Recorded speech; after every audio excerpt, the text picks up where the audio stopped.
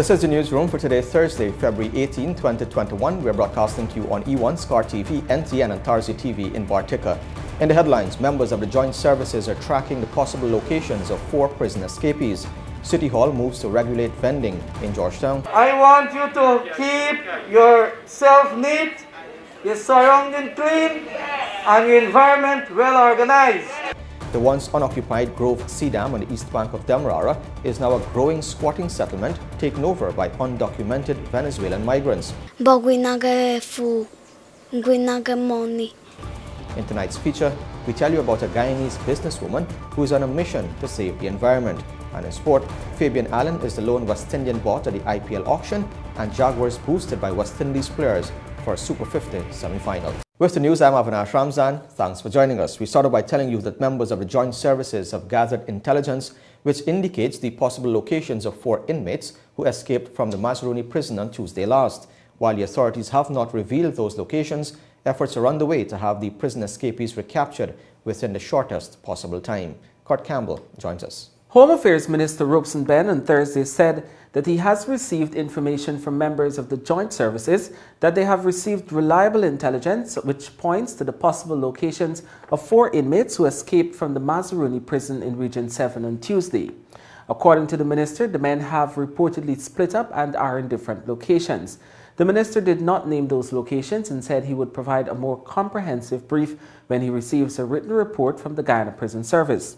Meanwhile, Director of Prisons Acting Nicolás Elliott would only say that the prison service was working along with the police and army based on intelligence received to track the men. He said the intel suggests where the prisoners may be heading, which is 2 locations. So we're still out trying to, we still have the search team out. We trying to work on some leadways that we currently have. So we're still trying to develop those intelligence and to work with it. Elliott said the search for the men is not only confined to Region 7 but was expanded to other areas based on information received. He confirmed that persons have been arrested, including prison officers, in relation to the escape of the inmates. The newsroom understands that the father of one of the escapees is among those arrested and has since admitted to making arrangements to transport the prisoners from Bartica to Perica using a boat. Also in custody is the captain of the boat who transported the prisoners. Several prison officers who were on duty at the time of the escape were also taken into police custody as the investigation continues. The prison service claimed that the escaped inmates tampered with the padlock to the entrance gate and removed by cutting 2 bars from within the cells to escape. The escapees have been identified as Imran Ramsarak, Kenrick Light, Samuel Gavaya and Rayon Jones. The police have since issued wanted bulletins for the men who will now face an escaping from lawful custody charge. The men are serving sentences for murder and manslaughter. A 36-year-old laborer was on Thursday sentenced to 4 years imprisonment and slapped with a $1.7 million fine for smuggling cocaine in fudge, while his 46-year-old reputed wife was freed of the same charge. Shaka Nunes and Vanika Williams appeared before the Chief Magistrate Anne McLennan at the Georgetown Magistrates Court, where Nunes pleaded guilty and told the court that his wife is innocent. The court heard that on February 15, 2021, they trafficked just over 8,000 pounds of cocaine from DHL in Linden to the DHL office in Georgetown, which was destined for the United States. Following his guilty plea, prosecutor attached to the Customs Anti-Narcotics Unit, Conyo Sandiford, withdrew the charge against the wife. According to reports on the day in question, after DHL received the suspicious package, they contacted the police. The ranks examined the package, which contained local snacks, including fudge. A field test was done on the snacks and the fudge tested positive for cocaine. As a result, Kanu ranks visited the mailing address in Linden and contacted Williams, who told them that Nunes gave her address to the package to post. Nunes, a father of 5, begged for leniency and noted that he did not want to waste the court's time. The mayor and city councillors of Georgetown on Thursday met with vendors in the compound of City Hall, where a new policy for vending across the city was announced. The policy will see the vendors clad in uniform and placed at strategic locations. Danica Paul tells us more. The policy, which is in its final stage of preparation, will ensure that vendors are given adequate spaces, which will be appropriately marked off. Vendors will be given identification badges to wear, and on these badges, their space number will be visible. Additionally, they are all expected to be wearing a uniform.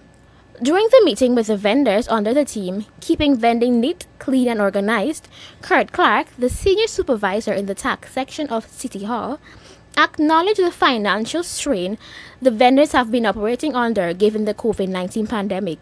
However, he noted that vendors have not been paying their fees to the city, an issue City Hall has been grappling with for years. He also pleaded with them to respectfully comply with the officers and avoid being difficult, as those fees are used to improve the vending environment. Those fees are just user fee. It's not a fee charged where the council makes a profit. Those fees goes into many areas in terms of sanitation, paying contractors, and many other works. In addition to revenue fees not being paid on time, Mayor of Georgetown, Ubraj Narain, in his address to the vendors, assured that he will stand with them and represent them. However, in doing so, vendors must play their part and keep their surroundings tidy, the mayor urged. He further assured them that he will not allow anyone to remove them, as he knows vending is their bread and butter. I want you to keep yourself neat, your surrounding clean, and your environment well organized. I want you to do that as vendors. I heard that the doctor of the municipality had spoken earlier about the health certificate and all these things. I want you to follow the right channel. Meanwhile, Dwayne Hicks, who has been vending at the Starbrook Market for the past 32 years, expressed that he has confidence in Mayor Narain, and so he anticipates the new policy and hopes it will bring about some change in the city of Georgetown. What I can say is that what came out of the meeting today, let me acknowledge first the Honorable Ubraj Narain, who is our mayor, and for a fact he has been working with the vendors tremendously. As he rightly said, beside Mr. Hamilton Green, he has been one of our best, because when we have other concerns, persons were never attentive to us.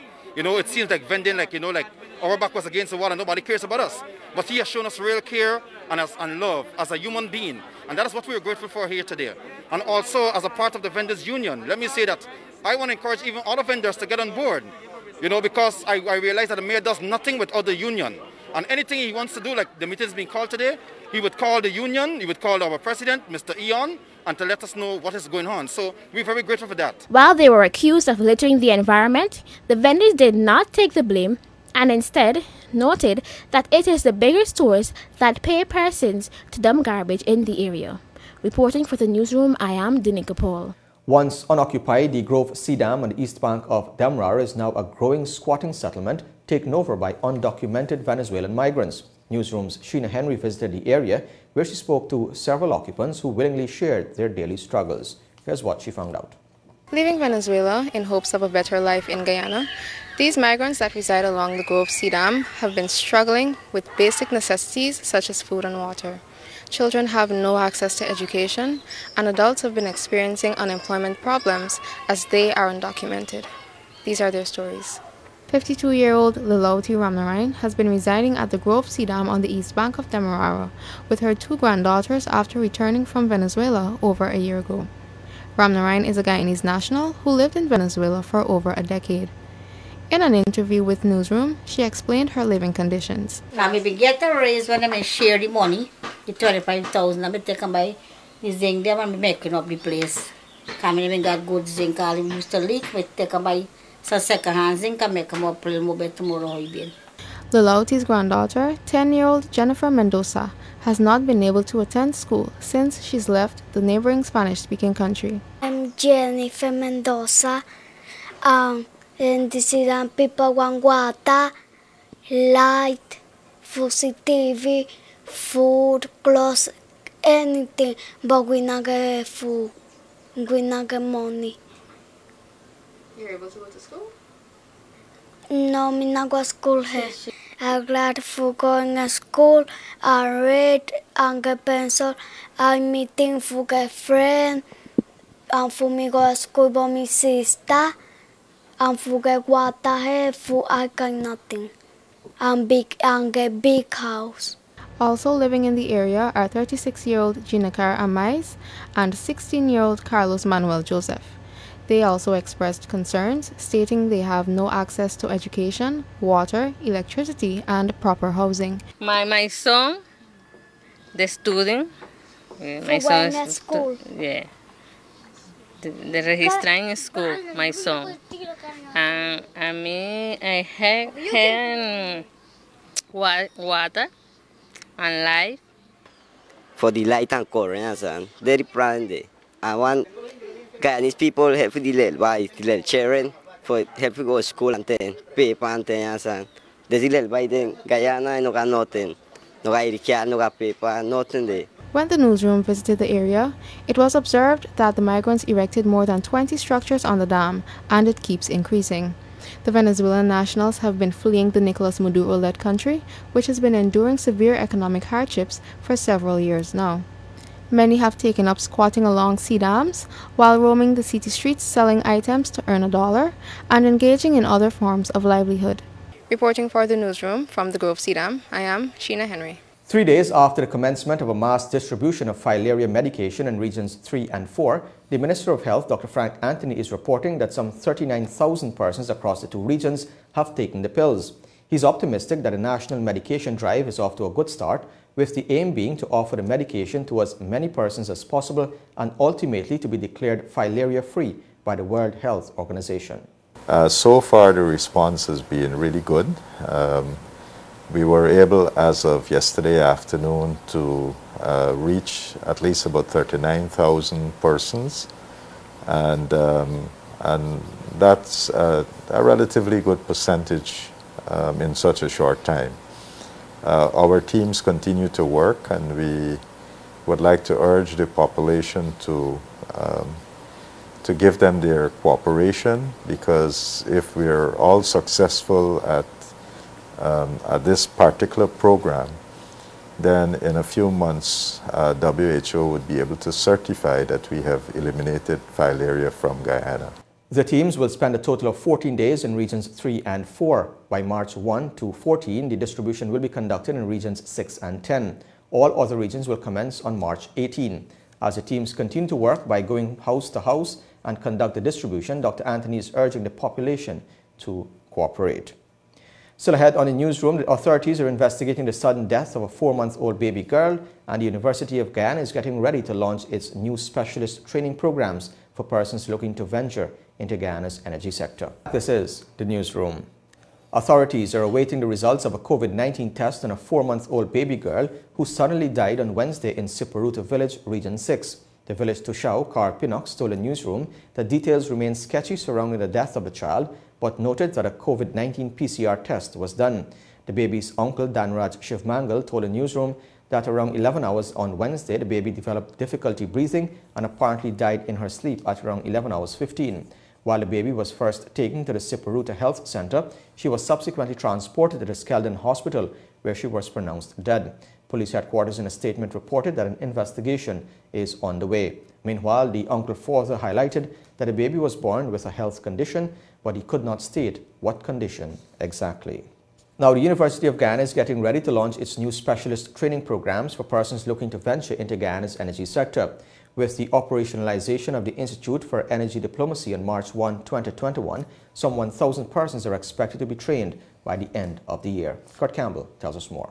The University of Guyana's Institute for Energy Diplomacy has been in existence since 2019 and is currently preparing to commence specialist training of locals to take up positions in Guyana's energy and associated oil and gas industries.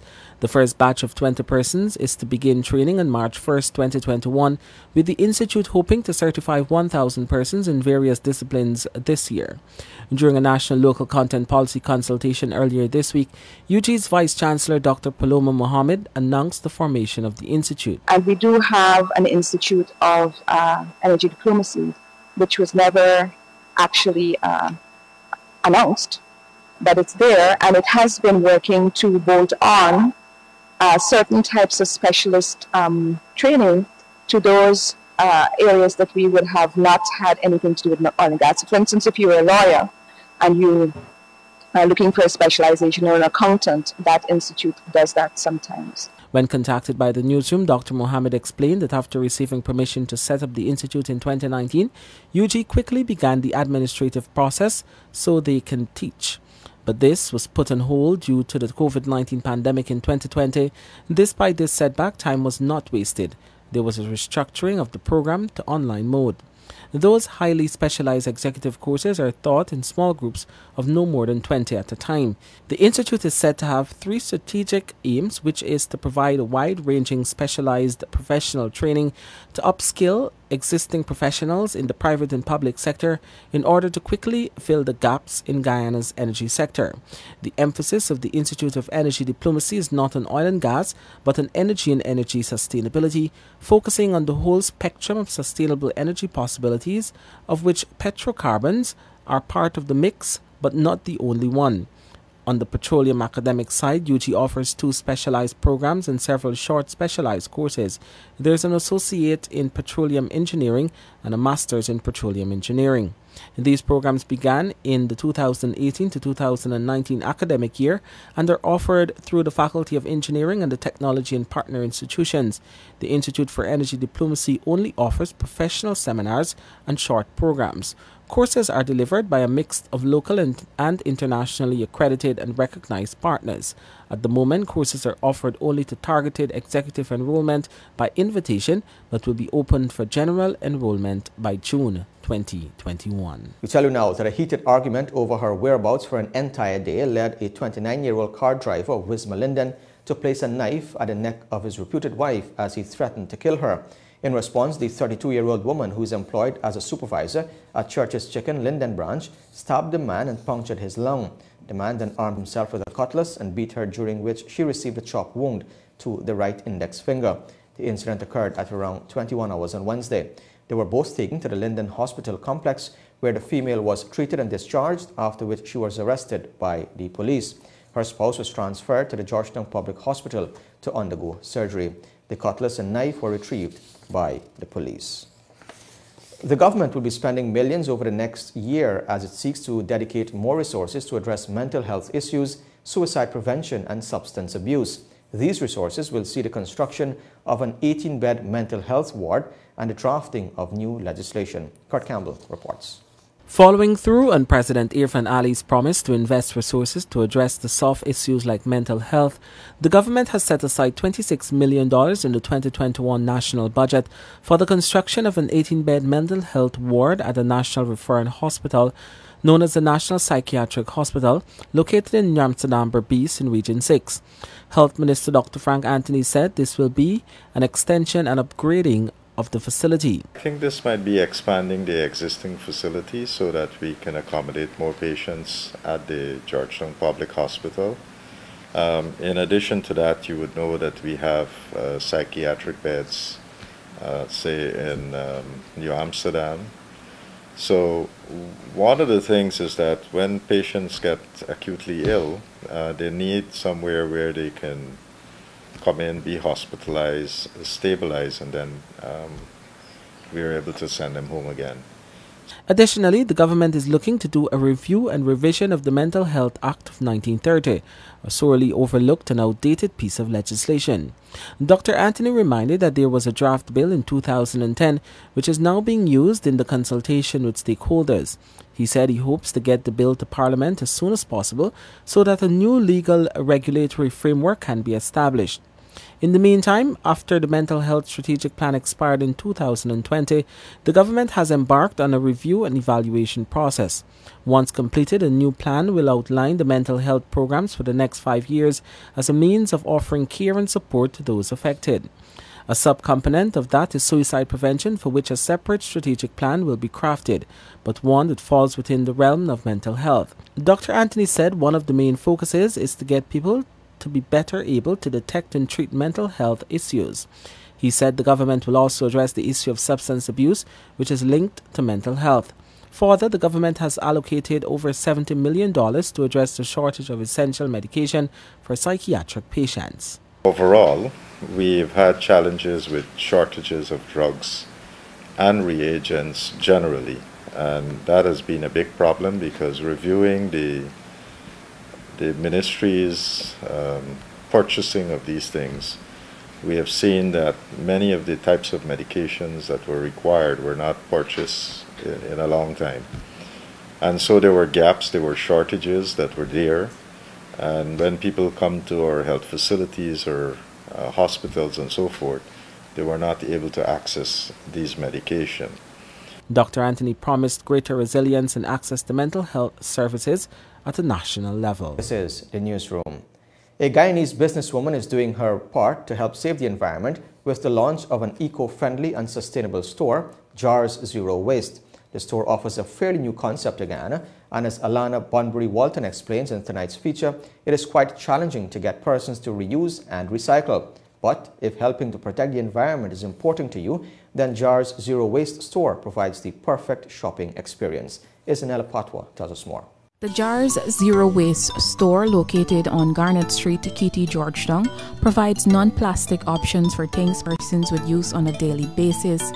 This, according to Alana Bunbury-Walton, the owner and businesswoman, will help to reduce the environmental impact of waste generated from using plastic. She explained how the idea of the store started off as a personal journey, but then turned into a blooming business.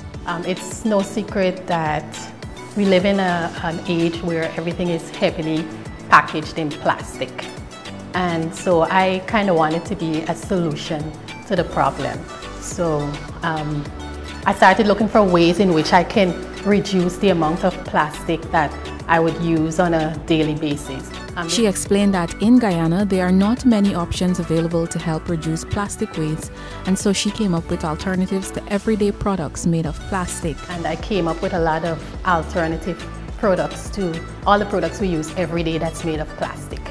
And I started trying a few of these, and I thought to myself, so what happens to everybody else who doesn't want all this plastic? And that's how Jars came about. The name in particular probably came because the store, mostly we do a lot of refilling. And so you'd have to bring your jar to the store for us to refill your product. So the store was launched in October last year, and according to Alana, while she has had many challenges, the support has been great also. And so we had very few customers trickling in on a daily basis, asking questions. People in the community wanted to know, what does this shop sell? What, you know, they looked inside and they didn't see things that they recognized. Challenges, yes. So getting people to buy into the idea that you bring a container to a store and fill with products has not been easy, because we're accustomed to going to the shop and buying everything already packaged. So people would say, you gotta bring container? I'd say, yes, you have to bring your own container for us to fill. So that was one of the challenges, to get people to buy into this idea. Another challenge was probably getting products in terms of shipping, cost for shipping. The challenge of also getting local companies interested in what we're doing. I did reach out to some of the bigger companies who are manufacturers to try to get their products on our shelves. They were a bit hesitant. I wouldn't name and shame.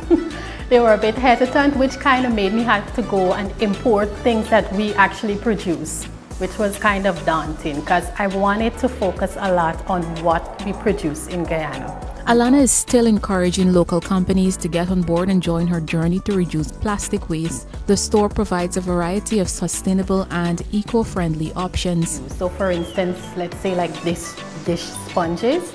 You're accustomed to seeing the synthetic sponges that you use to wash your dishes. So our alternative would be these brushes, which are like bamboo. They're made of bamboo handle and plant fibers. We also have like the loofah, you know, we call it ninwa. So this is like a sponge. Once it's wet, it inflates and becomes a sponge that you can use to wash dishes. This kind, not made of plastic, natural fibers. These are our shopping bags made of canvas. So rather than having a plastic bag each time you go out, when I go to the store, I have my bag. I say put my stuff in here, or I walk around with it. I have my water bottle with water inside that I take around. So it kind of saves me money that I don't have to buy a bottle of water each time I go out and then throw the plastic bottle into the garbage. So that's kind of saving the environment. The store also offers a variety of natural products such as deodorants and sustainable menstrual products, as well as a line of healthy foods. On the refill side, we refill detergents. So we have like the Tidy Up brand of detergents, which includes 7 different types. And on this side, we have dry goods that we refill and some health foods. So health foods, because a lot of people have become health conscious, including myself. So like I try not to have a lot of rice in my diet. So to replace that, we kind of brought in quinoa. That's like our rice replacement. We have different types of legumes, beans. We have different types of nuts. You just come with your jar. You can buy as little as 100 grams or as much as 1 kg, how much ever you want. The store has now introduced a line of teas and coffee. For the future, Alana plans to offer fresh organic fruits and vegetables. So yes, shopping zero waste will work out in the end. Some people think that it's a large investment and that you need to throw away every plastic thing that you have. So that is so not true. You just work with what you have. We encourage everyone to visit us at some time. Usually when customers come in, they be like, wow, we love your store, we like what you're doing. It's easy. You come in, you weigh your empty containers so that we don't add that weight to the price that you pay. Then you refill whatever you need and then you take it back to the counter. We weigh it again and you pay according to that.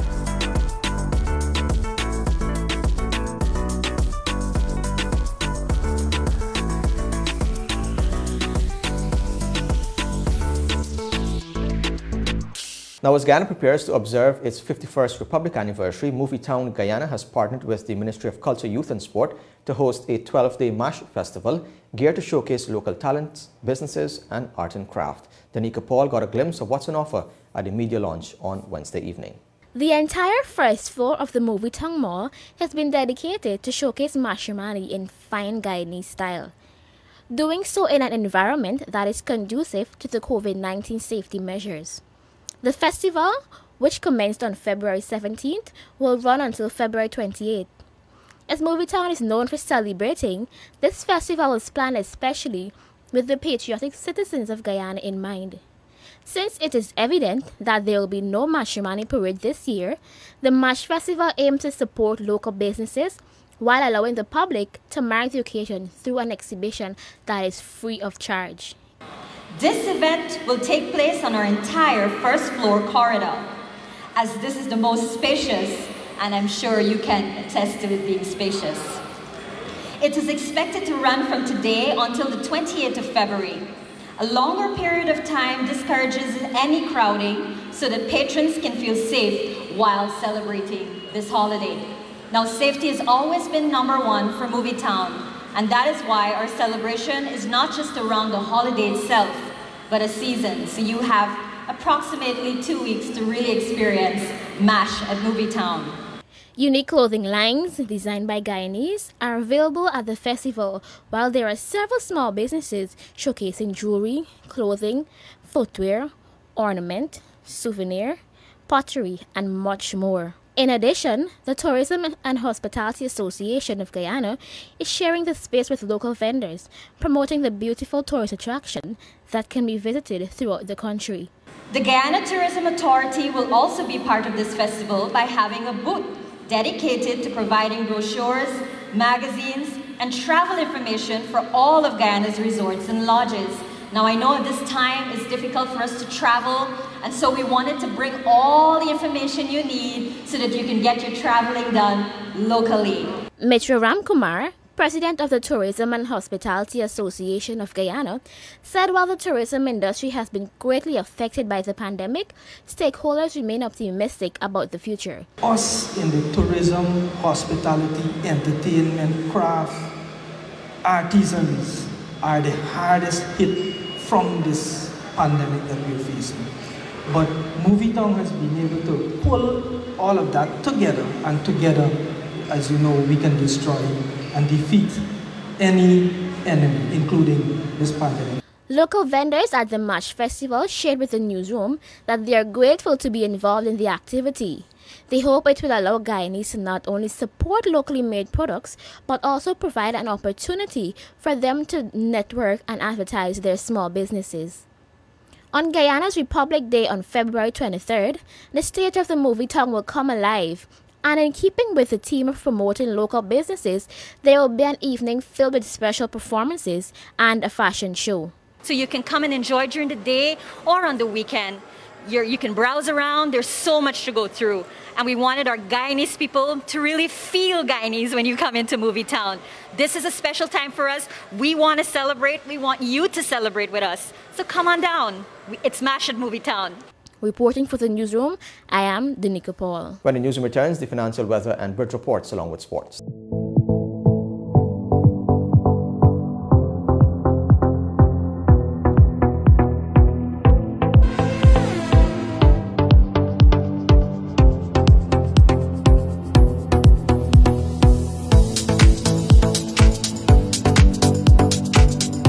Welcome back to Newsroom. Now for a look at what's happening in sport. We're starting off with some cricket news. Fabian Allen, the all-rounder, was the lone West Indian bought to the 2021 IPL auction held in Chennai on Thursday.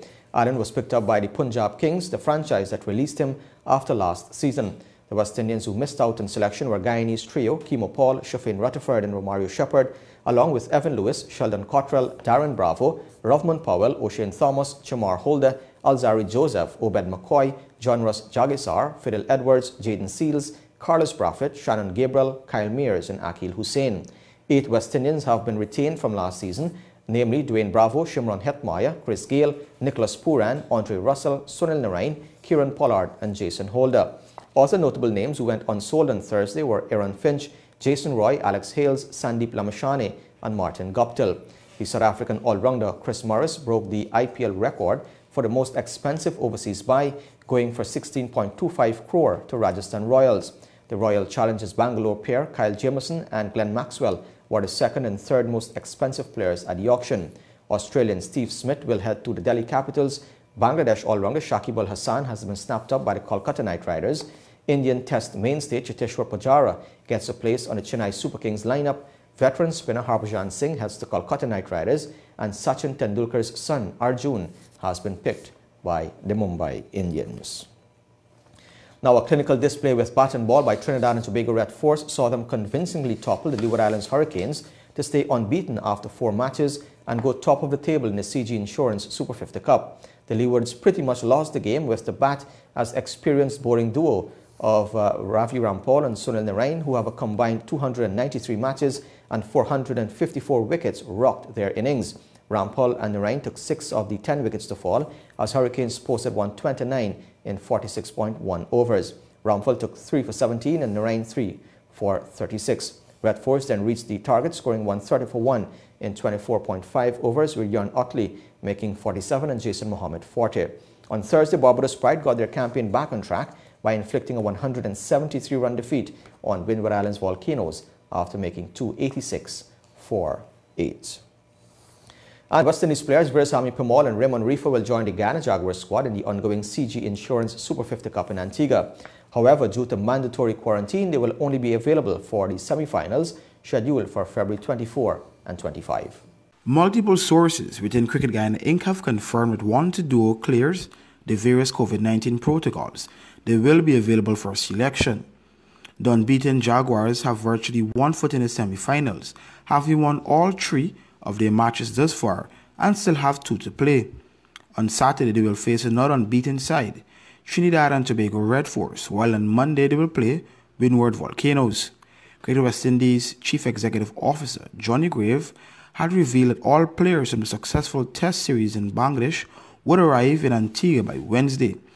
Reefer would have played in all 3 matches on the one-day international series leg of the tour to Bangladesh, but neither he nor Permaul featured in either of the 2 tests. Majority of the West Indies players and management are in Antigua undergoing quarantine as West Indies prepare to face Sri Lanka from March 3rd. Other teams have already made changes to their squad as Kyle and Shea Hope have joined Barbados Pride as injury replacements. Likewise, Kofi James for Nino Henry of the Leeward Hurricanes. For the Newsroom, Akim Green. Now, the Guyana Football Federation on Wednesday kick-started major infrastructural upgrades at the GFF headquarters, B.B. Eccles Play Field, Anns Grove Community Centre ground on the east coast of Demerara, and at New Amsterdam, a big leap forward for the Federation's strategic goals to improve football facilities across the country. The projects, which are funded by the FIFA Forward Program and CONCACAF's One CONCACAF program, will include the installation of a perimeter fence at a playfield in Eccles, the rehabilitation of the GFF office building in Campbellville in Georgetown, and the construction of changing rooms suitable for both male and female players and match officials at Ansgrove Community Centre Ground and the Vryman Irvins Ground in New Amsterdam. The projects will begin as early as next week and are due to be completed in June. In line with the strict FIFA Forward regulations, the contracts were awarded following a thorough tender process overseen by the global governing body for football. Progress will be monitored closely by the GFF and FIFA to ensure the timely and high-quality delivery of the upgrades. The selected contractors are East Bank-based firms H&D Investments and Romano Builders Contractors, and Berbice-based team Wanted Construction. Cycling news now. The Flying Stars Cycle Club has received the necessary approval from the National COVID-19 Task Force to host the annual Forbes-Barnum Road Race slated for Sunday, February 21. The race will start at 7 hours 30 at Carifesta Avenue, proceed to Belfield, East Coast Demerara, and return to Carifesta Avenue for the finish. Notably, only the cyclists and event coordinators have been granted approval to attend, given the COVID-19 measures in effect. Cyclists will compete in the open, junior, and veteran categories. More information on the race can be had from coordinator William Howard on 649-1162. Now, the powerful Toyota Supra of the late Derek Mad Dog Jaising is now under the control of the business entity Secure Innovations and Concepts, Inc., owned by Harold Hopkinson. The new team has their eyes set on challenging the champion unit, T. Mohammed's, at next Sunday's drag race meet. More from Akim Green.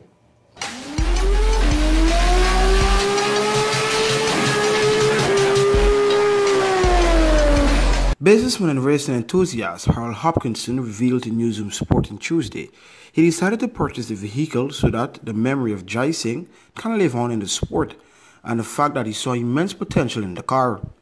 Hopkinson said that the experienced Sean Prasad will continue to lead the mechanical crew, and they've opted to significantly reduce the weight of the vehicle, which would add to greater efficiency and by default, more speed. Given extensive work on the new launch pad and other track modifications and the race day prep, the new management is aiming to dip below the 8-second marker and pose a significant threat to record holders, T. Mohammed's. In the past, the car has produced low 8-second times, and next Sunday it will be piloted by his son, Denzel Hammertime Hopkinson, a seasoned go-karter and Group 2 driver and winner.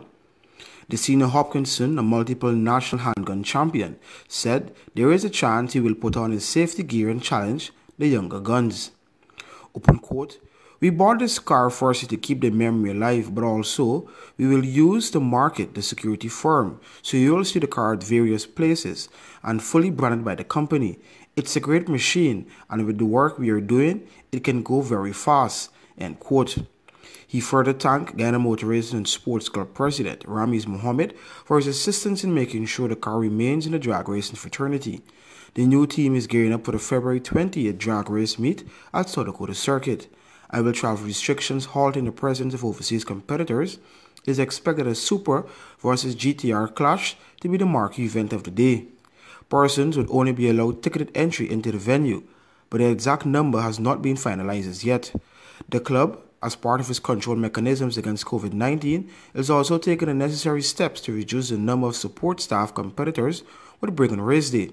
There are also plans to partner with a leading local company to live stream the event to those at home and on their digital devices. For the Newsroom, Akim Green. And finally, Naomi Osaka claimed an impressive victory over Serena Williams to reach the Australian Open final and end the Americans' latest quest for a record-equaling 24th Grand Slam title. The three-time Slam champion Osaka withstood early pressure from Williams to win 6-3, 6-4. Osaka is on a 20-match unbeaten streak and has never lost a Slam final. The Japanese will face Jennifer Brady in Saturday's final after the American beat Karolina Muchova. Brady came past the Czech 6-4, 3-6, 6-4 to seal a spot in her first Grand Slam final. It will be a rematch of the 2020 US Open semi-final, which Osaka came through in 3 sets. And with that, we have come to the end of the news for this evening. Of course, you can find updates on these and other stories on our website, Newsroom.gy, our Facebook page, and Instagram. On behalf of the entire news team, my name is Avinash Ramzan. Thanks for watching. Be safe. See you next time.